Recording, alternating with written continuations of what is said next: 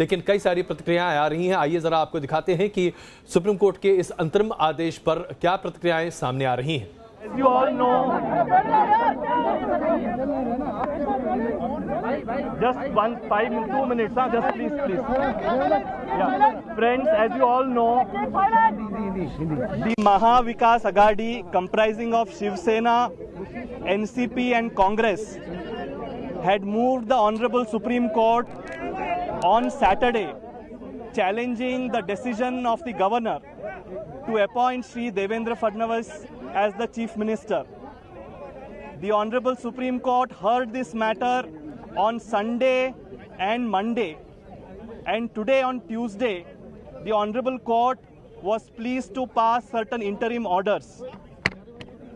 Firstly, the court has said this case raises important constitutional issues regarding the powers of the governor and the manner in which the swearing in has happened.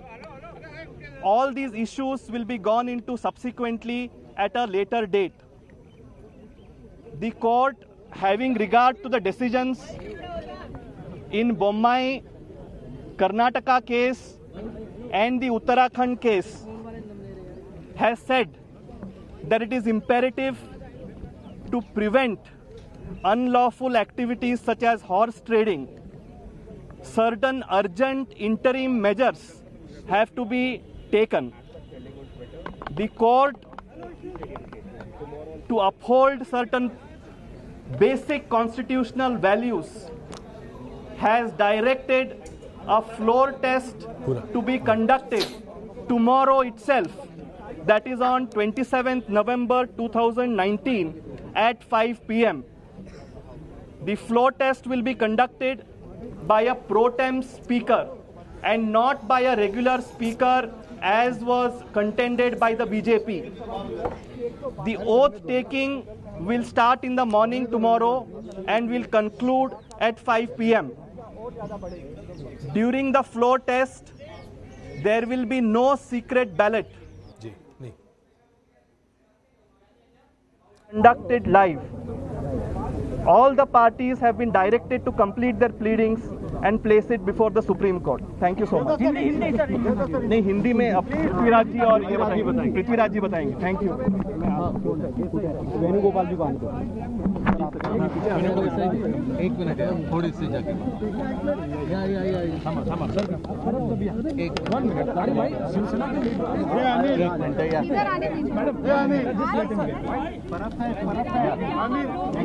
आप बोलिए.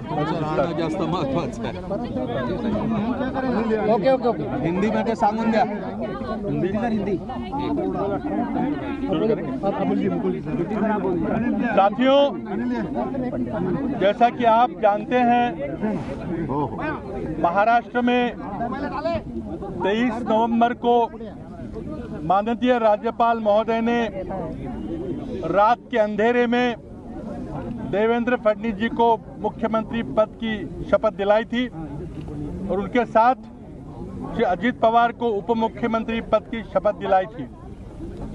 हम तुरंत इतवार को ही माननीय सर्वोच्च न्यायालय में हम आए थे. हमने एक याचिका दर्ज की थी, पिटीशन फाइल किया था. तीनों पार्टियों ने मिलकर, शिवसेना, एनसीपी और कांग्रेस पार्टी ने मिलकर एक पिटीशन दायर किया था. हम धन्यवाद देते हैं सर्वोच्च न्यायालय को कि उन्होंने इतवार को ही हमारी बात सुनी, फिर सोमवार को हमारी बात सुनी और आज अपना फैसला दिया है.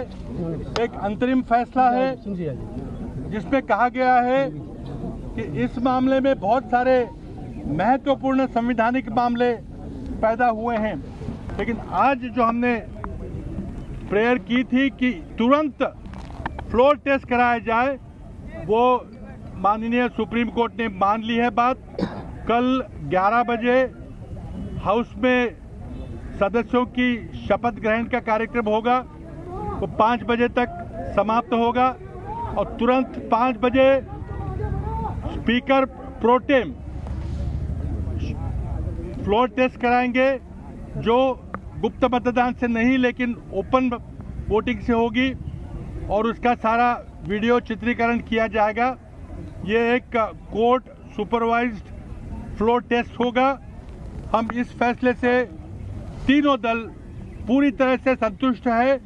आज संविधान दिवस पर असली में संविधान का सम्मान रखा गया है और आज देश में संविधान का महत्व सारी जनता के सामने सुप्रीम कोर्ट ने स्वीकार किया है। मैं धन्यवाद देता हूं सभी दलों के नेताओं को कि उन्होंने जो कल 162 विधायकों को इकट्ठा लाकर आपके सामने पेश किया था वो वास्तविकता थी। जो वास्तविकता कल शाम को 5 बजे वो सिद्ध हो जाएगी।